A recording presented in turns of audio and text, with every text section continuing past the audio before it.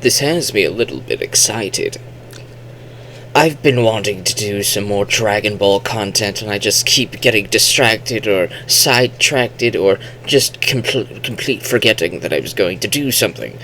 This time I plan, at least, I hope I make it to the end, but this time I plan to do a new little review series, Dragon Ball related. I want to talk about every single one of the Dragon Ball films, the Dragon Ball Z films, from Dead Zone all the way to Wrath of the Dragon, including Bardock and History of Trunks as well.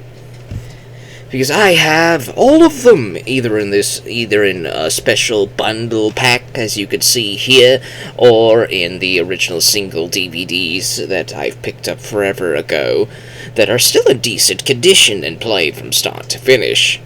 I recently rewatched all of these films, from Dead Zone all the way to Wrath of the Dragon, so the memory of these films are still somewhat sort of fresh in my mind. I had first watched these back in the early 2000s, and when Wrath of the Dragon came out in America in about 2005, 2006, when I watched that, I ended up loving it. So, let's see if Dead Zone holds up. I believe Dead Zone was made in 1989, but I could be wrong about that. I don't have the back of the actual case. The back of this case is World's Strongest, which we're not talking about today. But this one here, I believe it was in 1989. I don't know the full historical lore masterishness behind the scenes of the people's names and the animators and all that stuff, so if you want that, go find somebody else to do that. Me, I want to talk about my experience with these, because people like to rank movies. I like to rank these movies from Dead Zone to Wrath of the Dragon and see which ones hold up better than others. Because my opinions are probably going to be a little bit different from quite a few peers that I know going about talking about these. Some people think that some films are absolute garbage that I think are probably on the upper half for different reasons. This one tends to be put in the middle or in the upper middle of the rankings, and for me, I would put it near the top. Dead Zone is everything you want in an early Dragon Ball Z film. Now, these films tend to just reflect the arc that the anime was going through at the time. Like, for example, with this one, it's a clear reflection of the Raditz encounter. We have Goku, we have Piccolo, Gohan gets kidnapped by a villain, Goku and Piccolo have to team up to defeat their common enemy, and before they go back to fighting each other, and then Gohan shows his hidden rage power and surprises the villain, and then the villain ends. But what this film does differently from just rehashing the actual anime into a more movie format, like the most of the original OG Dragon Ball films. There were 3 of them. The first one tried to combine a bunch of it into one, Curse of the Blood Rubies, which I have on VHS. It is okay. I honestly love the Pilaf Saga. So I have a very fond memories of Curse of the Blood Rubies. I have the Pilaf Saga VHS, man. That original dub from the mid-90s that they did. I have it! I have it! It is actually surprisingly good. Very good, in fact. And it's probably why Pilaf Saga is my favorite arc in this entire franchise. Is because I watched the VHS copies over and over and over and over and over and over and over and over and over. I may have seen Dragon Ball Z, Saiyan Saga Ocean dub on cable television first, but those VHSs were what I had on home video first. So I rewatched that so many more times than Z. Which is why I love the Pilaf arc. But this is about Dead Zone. Don't get distracted. No. But I've already told you the main storyline, the main story beats, but we differ from Raditz to Garlic, and they actually do a decent story that is completely unique and different from Raditz. The Garlic could be an alien.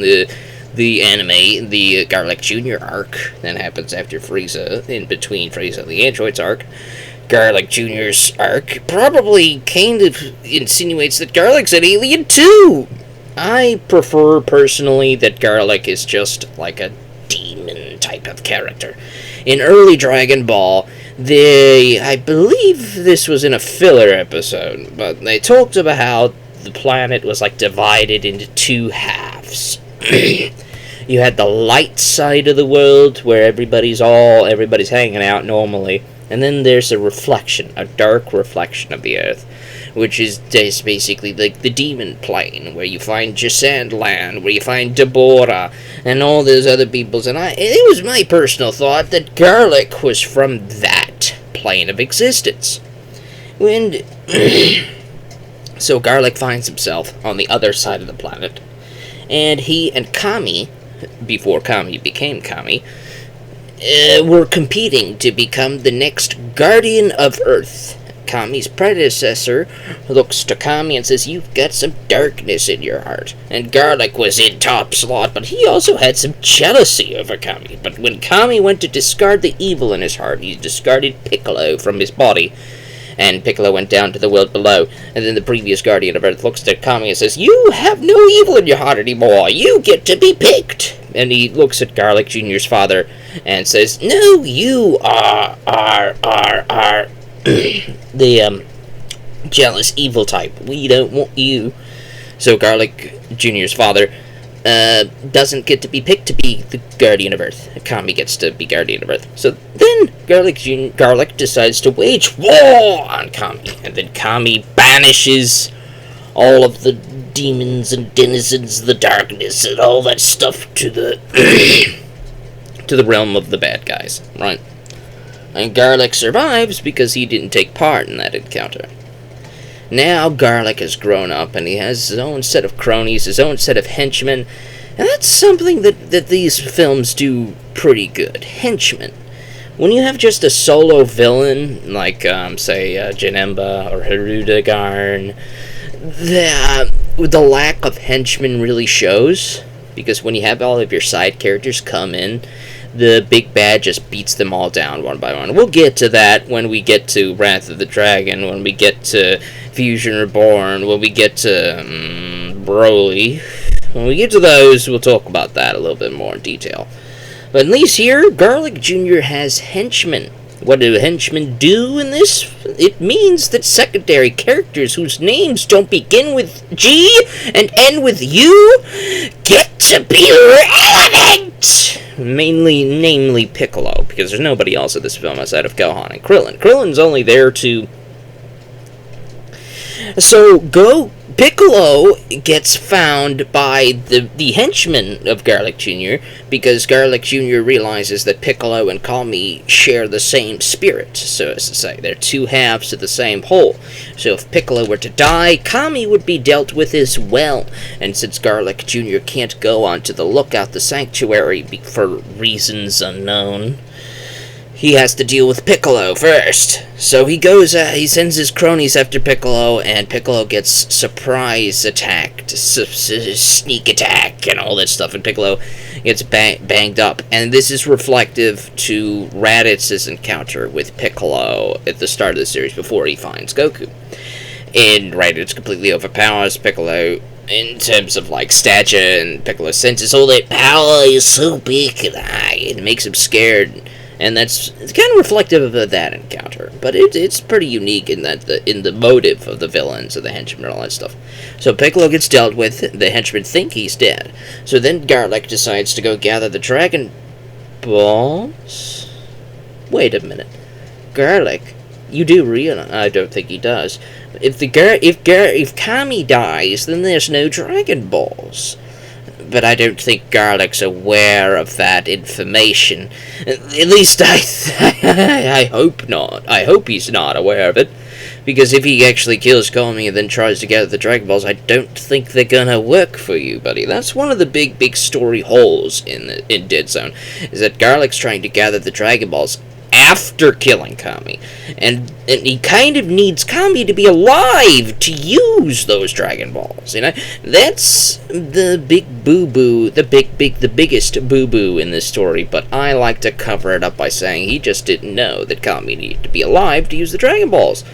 Because most people tend to not know that fact. And a lot of people didn't know that. Goku didn't know that fact until the end of the original Dragon Ball. And even after Goku figured that out, half the other cast didn't know until he told them. So I'm willing to give Garlic Jr. the benefit of the doubt that he didn't know that Kami needed to be alive to use the Dragon Balls. But he collects the Dragon Balls, he kidnaps Gohan, because apparently Dragon Balls are a bargain kidnapping. You cannot steal the hat without the thing that the hat is on for reasons. It's a rule. It's a law. So they kidnap the hat that belongs with the person wearing it, Gohan, and Chi-Chi actually gets something to do, you know. She's a martial artist, you know, but she gets completely overpowered immediately, which is understandable, because she's not exactly strong in terms of Dragon Ball Z tier opponents. I would think that characters like Chi-Chi could beat characters like Panput, Namu, those types of characters from early Dragon Ball, but not any of the later characters. I scale the henchmen of Garlic Jr. up to, say, about 400 to 500, so give or take. Maybe even about 300, maybe. But they're certainly a way above Chi-Chi's caliber, so she gets knocked out. Ox King gets knocked out. Gohan gets kidnapped. Goku's out getting fish, so he's not home to stop the kidnapping. So Gohan gets kidnapped because they want the Dragon Ball, and then they find the last Dragon Balls. They go to Garlic Jr.'s hideout. They summon the Eternal Dragon, and Garlic Jr. actually succeeds in wishing for immortality. He actually succeeds. He's the one villain in this franchise outside of King Piccolo, the original franchise. In the movies, okay, there we go. In the movies, no. All right, in terms of immortality, then everybody who's wanted immortality has failed except for Garlic Jr.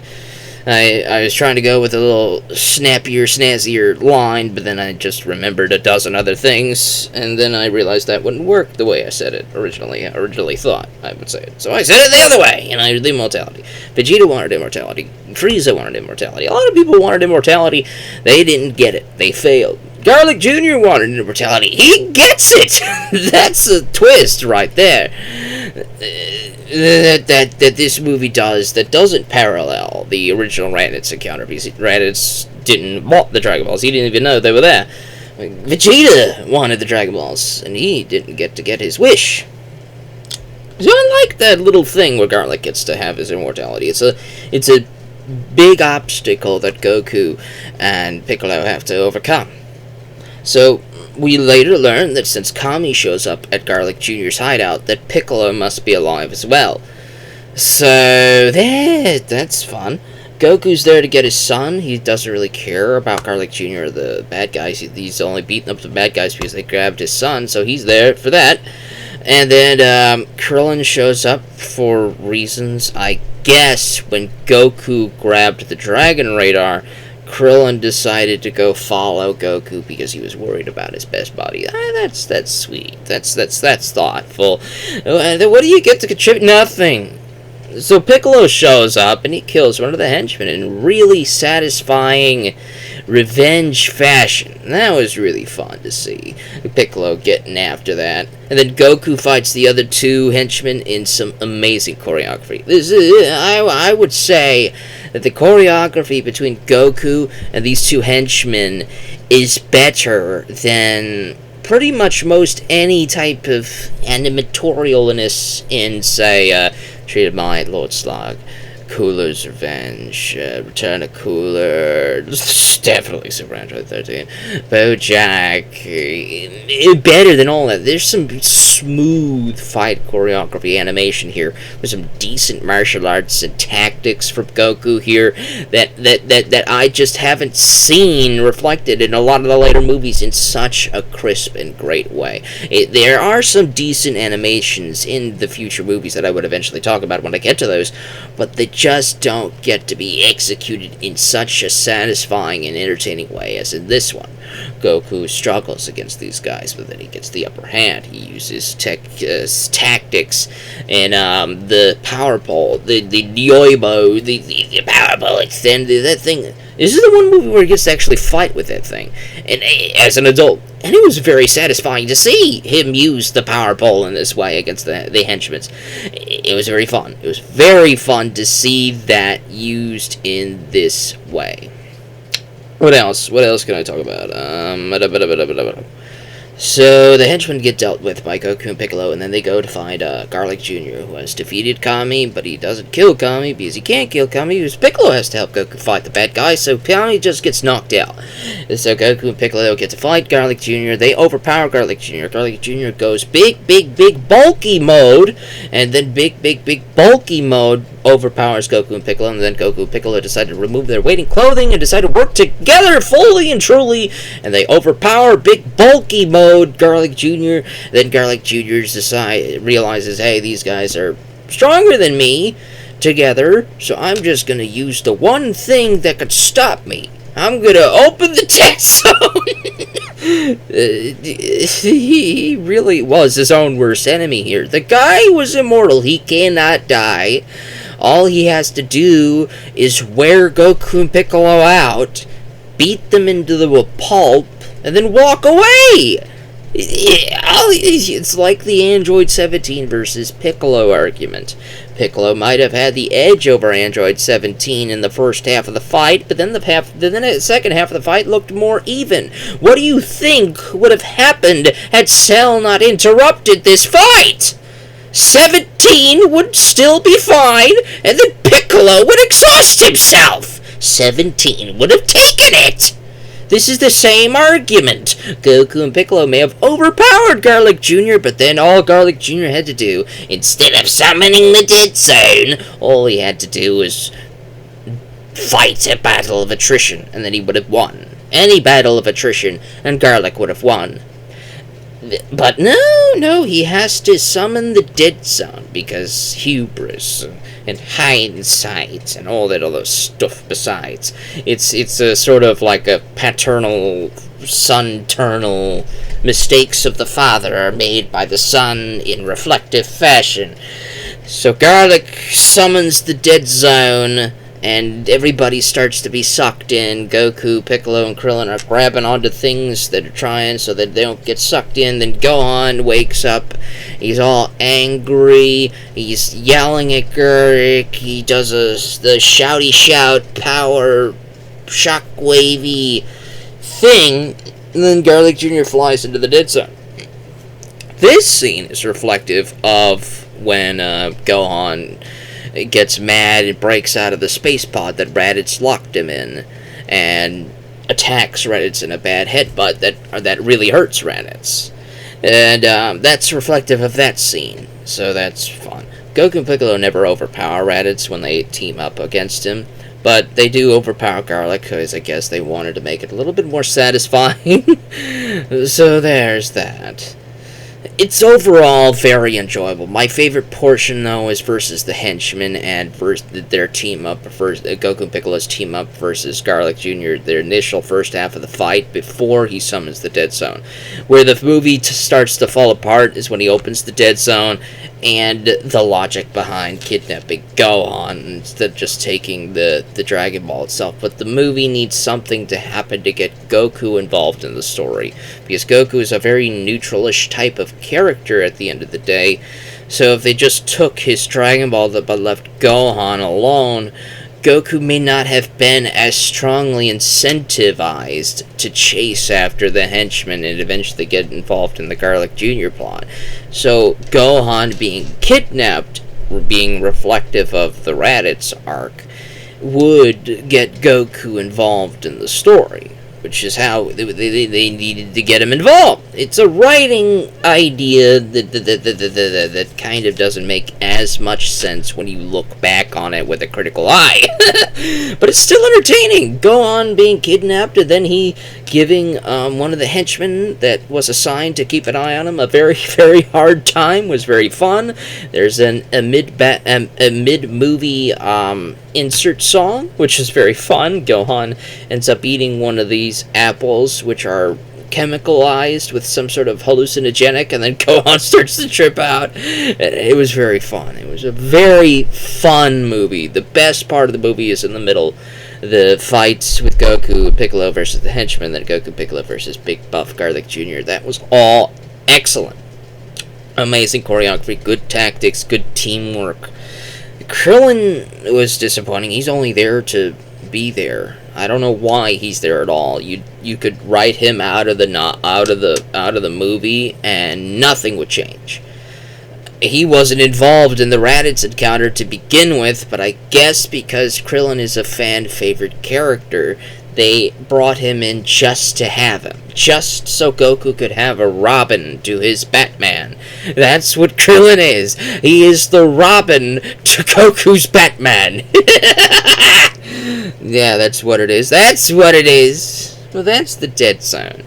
I had way too much fun with this movie. It's an excellent time. The animation is crisp, especially in the lighter releases. It's very fun. The insert song at the end of the film, the end credits theme. Every single one of these movies has an end credits theme sung by Hironobu Kageyama, and it is very, very good, very, very fun. All of them are on YouTube if you want to listen to those end credits theme songs. They're very fun. And that's all I got. I don't have anything else to talk about with Dead Zone other than I would probably say that since I'm not ranking any of the films right now, Dead Zone sits top at number 1 for right now, and it may get beaten by the next film that we're going to talk about. It may get dethroned. It may not get dethroned. We'll see when we get to the world's strongest.